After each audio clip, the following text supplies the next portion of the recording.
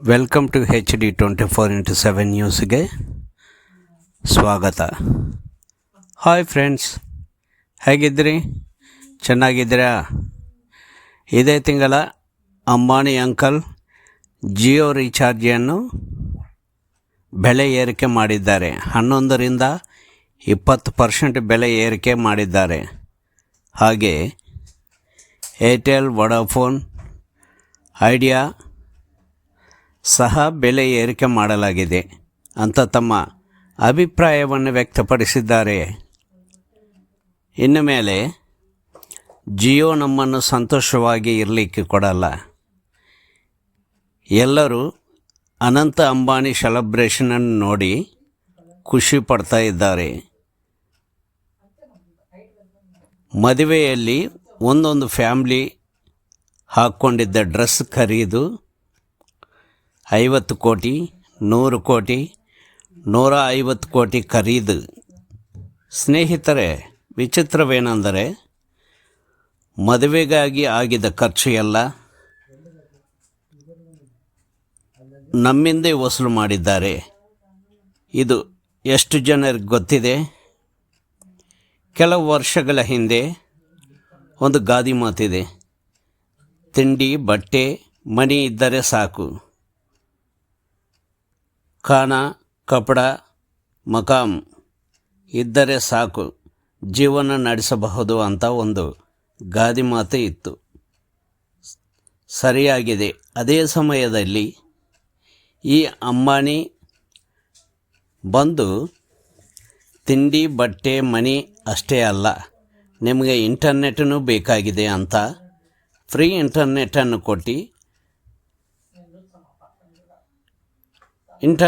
ಕೊಟ್ಟು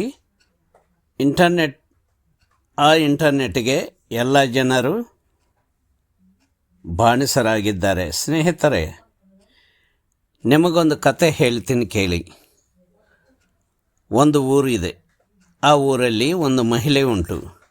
ಆ ಮಹಿಳೆ ತನ್ನ ಜೀವನಕ್ಕಾಗಿ ಒಂದು ಇಡ್ಲಿ ಸೆಂಟರನ್ನು ಓಪನ್ ಮಾಡಿದ್ದಾರೆ. ಒಂದು ಪ್ಲೇಟ್ ಇಡ್ಲಿ, ವಡಾ ಸೇರಿ 20 ರೂಪಾಯಿ. ಒಳ್ಳೆಯ ಕ್ವಾಲಿಟಿ, ಒಳ್ಳೆಯ ಸರ್ವಿಸನ್ನು ಕೊಡ್ತಾ ಇತ್ತು. ಇಡ್ಲಿ ಸೆಂಟರ್ ತುಂಬಾ ಬಿಜಿ ಆಗಿಬಿಟ್ಟಿದೆ. ಅದನ್ನು ನೋಡಿದ್ದ ಒಂದು ವ್ಯಾಪಾರಿ ಅದೇ ಊರಲ್ಲಿ ಒಂದು ಇಡ್ಲಿ ಸೆಂಟರನ್ನು ಓಪನ್ ಮಾಡಿದ್ದಾನೆ. ಎಲ್ಲರಿಗೆ ಫ್ರೀ ಇಡ್ಲಿ ಅಂತ ಒಂದು ಬೋರ್ಡನ್ನು ಹಾಕಿದ್ದಾನೆ. ಅದನ್ನು ಕೇಳಿಸ್ಕೊಂಡಿದ್ದ ಊರಿ ಜನರು ಆ ಫ್ರೀ ಇಡ್ಲಿ ಸೆಂಟರನ್ನು ಭೇಟಿ ನೀಡಿದ್ದಾರೆ.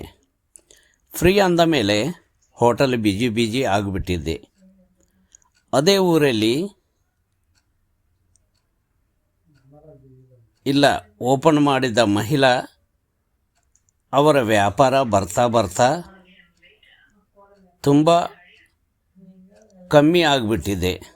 ಸ್ವಲ್ಪ ದಿನಕ್ಕೆ ಆ ಮಹಿಳೆ ಆ ಇಡ್ಲಿ ಸೆಂಟರನ್ನು ಬಂದ್ ಮಾಡಲಾಗಿದ್ದು. ಅದನ್ನು ಕೇಳಿಸಿಕೊಂಡಿದ್ದ ಆ ವ್ಯಾಪಾರಿ ಒಂದು ಪ್ಲೇಟ್ ಇಡ್ಲಿ, ವಡಾ 30 ರೂಪಾಯಿ ಅಂತ ಬೋರ್ಡ್ ಹಾಕಿದ್ದಾನೆ. ಅದನ್ನು ನೋಡಿದ್ದ ಜನರಿಗೆ ಏನು ಮಾಡಬೇಕಂತ ಅರ್ಥನೇ ಆಗಿಲ್ಲ. ಅವರಿಗೆ ಬೇರೆ ಆಪ್ಷನ್ನೂ ಇಲ್ಲ. 30 ರೂಪಾಯಿಯನ್ನು ಕೊಟ್ಟು ಇಡ್ಲಿ ತಿನ್ನಬೇಕಾಗಿದೆ. ಅದೇ ಸ್ಥಾನದಲ್ಲಿ ನೀವಿದ್ದರೆ ಏನು ಮಾಡ್ತಿದ್ದೀರಿ? ಕಾಮೆಂಟ್ ಮೂಲಕ ತಿಳಿಸಿರಿ. ಈ ಕಥೆಯನ್ನು ಯಾಕೆ ಹೇಳಿದ್ದೇನೆಂದರೆ, ಮೊದಲೇ ಅಂಬಾನಿ ಜಿಯೋ ಸಿಮ್ಮನ್ನು ಇಂಟರ್ನೆಟ್ಟು ಫ್ರೀಯಾಗಿ ಕೊಟ್ಟಿದ್ದಾರೆ. ಅದು ಫ್ರೀ ಇಂಟರ್ನೆಟ್ಗಾಗಿ BSNL ಅನ್ನು ಸಾರ್ವಜನಿಕರೆಲ್ಲರೂ ಜಿಯೋಗೆ ಫೋಟೋ ಆಗಿದ್ದಾರೆ.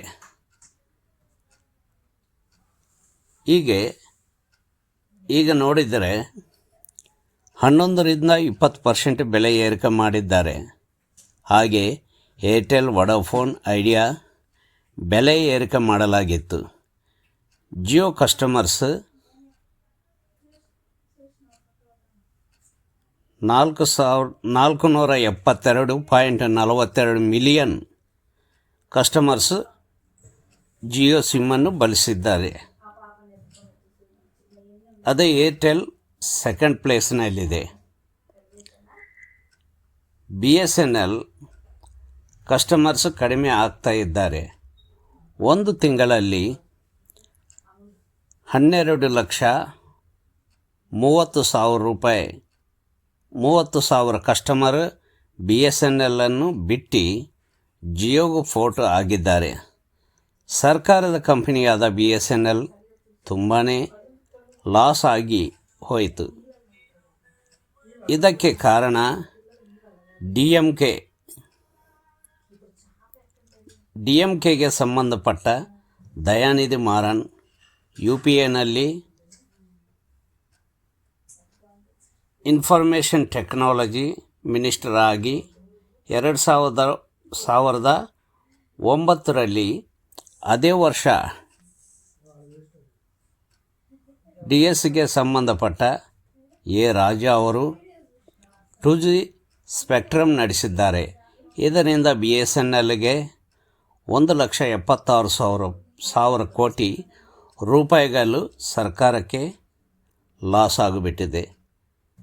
ಇದರಿಂದ BSNL ತುಂಬಾ ಲಾಸ್ ಆಗಿದೆ.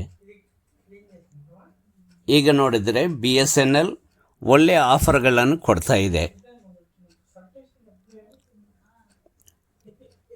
ನಮ್ಮ ದೇಶ, ನಮ್ಮ BSNL.